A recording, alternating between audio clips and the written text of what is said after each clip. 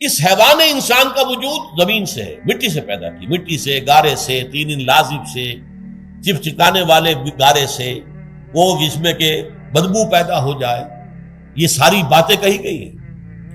اور سائنس بھی کہتی ہے مٹی سے پیدا ہوئے، کیسے پیدا ہوئے اس میں اختلاف ہے، لیکن یہ کہ ہے مٹی ہماری اوریجن، قرآن بھی کہتا ہے اور سائنس بھی کہتی ہے۔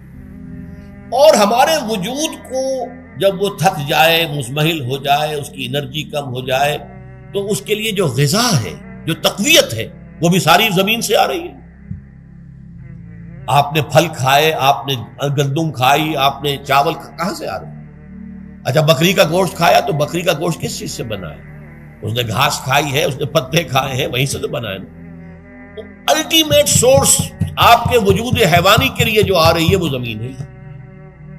وجود روحانی کو بھی تقویت کی ضرورت ہے، وہ بھی مزمحل ہوتی ہے، کمزور ہو جاتی ہے، خاص طور پر جبکہ وجود حیوانی کا اس پر غلبہ ہو جائے، تب تو یوں سمجھیے کہ وہ بالکل بے ہوش ہو کر موت کے قریب پہنچ جاتی ہے۔ اس کی تقویت، اس کی غذا وہیں سے آئی ہے جہاں سے روح آئی ہے، وہ کلام ربانی ہے، روح ربانی، نفخت فیہ من روحی من روحی من روحی، میں پھونک دوں اس میں اپنی روح میں سے۔ روح کا تعلق ذات باری تعالیٰ کے ساتھ ہے۔ اسی طرح کلام ربانی کہاں سے آیا ہے؟ اللہ تعالیٰ کے پاس سے، یہ اس کی تقویت کا ذریعہ ہے۔ اب عام حالات میں کیا ہوتا ہے؟ ہمارا یہ وجود حیوانی چھایا ہوا ہے ہمارے وجود کے اوپر، بیچاری روح جو ہے دبی رہتی ہے، پسی رہتی ہے۔ اگر خدا نے خواستہ ہم گناہ گار بھی ہیں، گناہ پر گناہ کا ارتکاب کر رہے ہیں، تو وہ روح جو ہے وہ قلب کے آئینے شیشے کے اندر ہے۔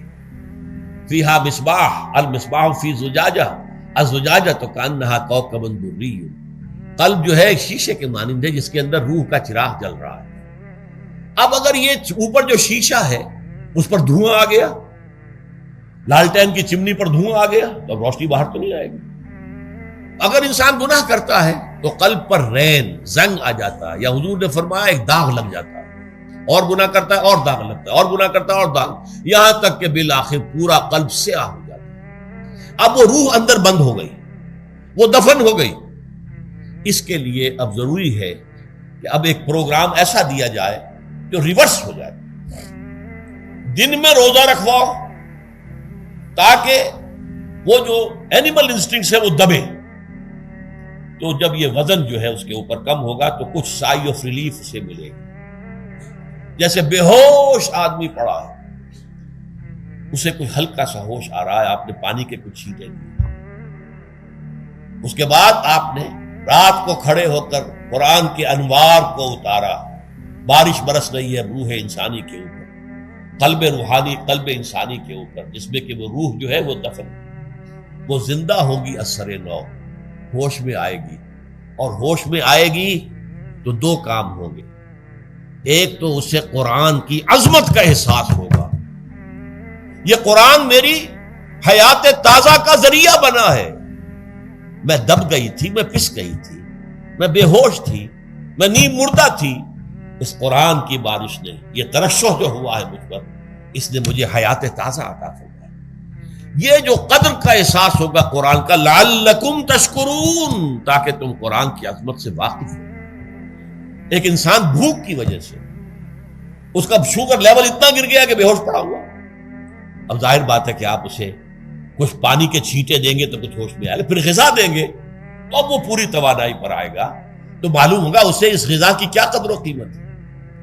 اگر آپ کو بھوک ہی نہیں لگتی تو غذا بے معنی شے ہے، پیاس ہی نہ لگے تو آپ کو کیا معلوم کہ اس پانی کے اندر کتنی بڑی عظمت ہے، یہ میرے لیے کتنا بڑا انعام و احسان ہے اللہ کا۔ وہ تو پیاس پر، جان پر بنی ہوئی ہو، اور پیاس اس وقت آپ کو ایک گھونٹ پانی کوئی دے دے تو آپ کو معلوم ہوگا دنیا و مافیہ سے بڑھ کر ہے یہ ایک گھونٹ پانی جو مجھے ملا۔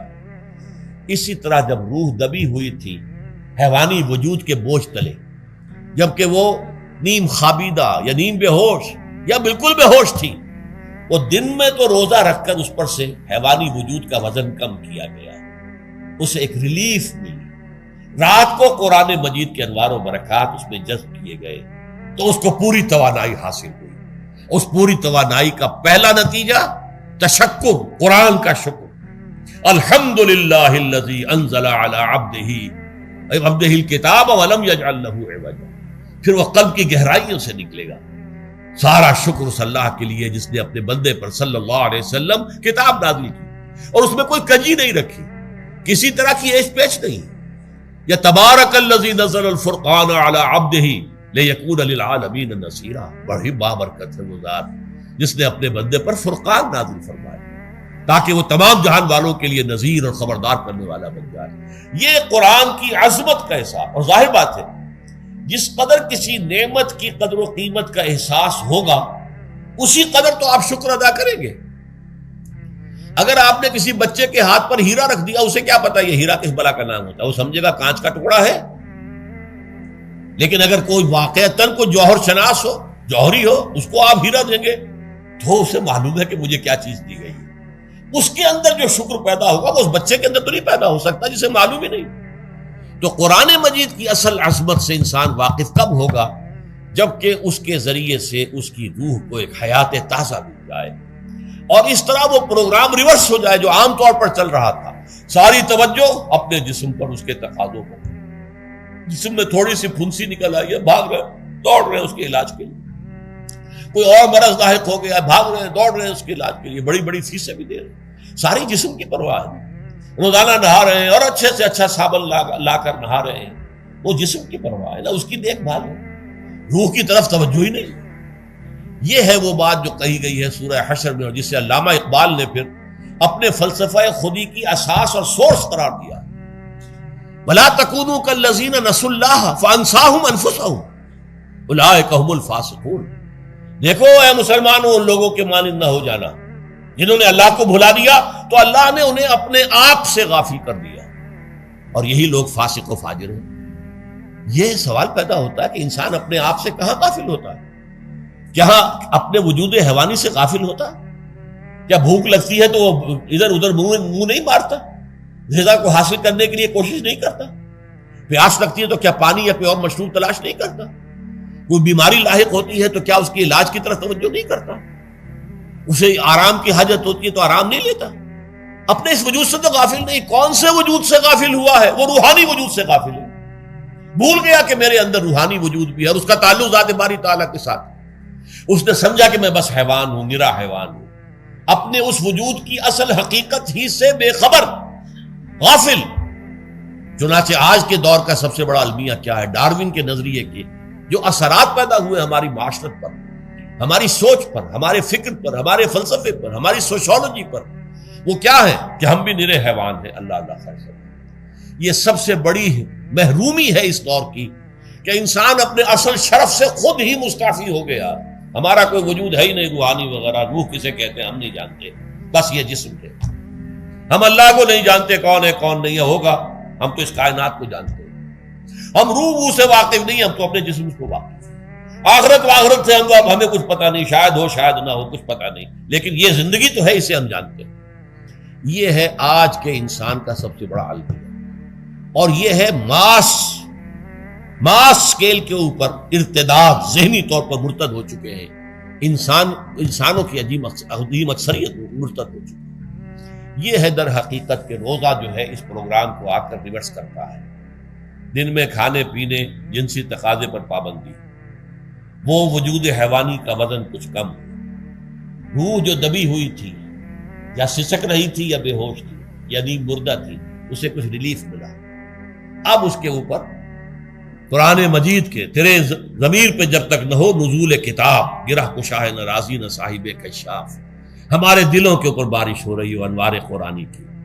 وہ ظاہر بات ہے کہ بغیر سمجھے تو نہیں ہوگی بارش، وہ تو آپ کوئی سمجھ رہے ہوں گے تو بارش ہوگی، ورنہ تو یہ ہے کہ ٹھیک ہے میں پہلے بھی عرض کر چکا ہوں آپ کو ثواب تو ملے گا، لیکن یہ ہے کہ وہ اصل مقصد قرآن کی عظمت کا قلب کی گہرائیوں سے اعتراف جو ہے اور اس پر اللہ کا شکر تو ادا ہوگا، لعلکم تشکرون، جبکہ قرآن مجید جو ہے آپ کے قلب کے اوپر نازل، اس کا مفہوم نازل۔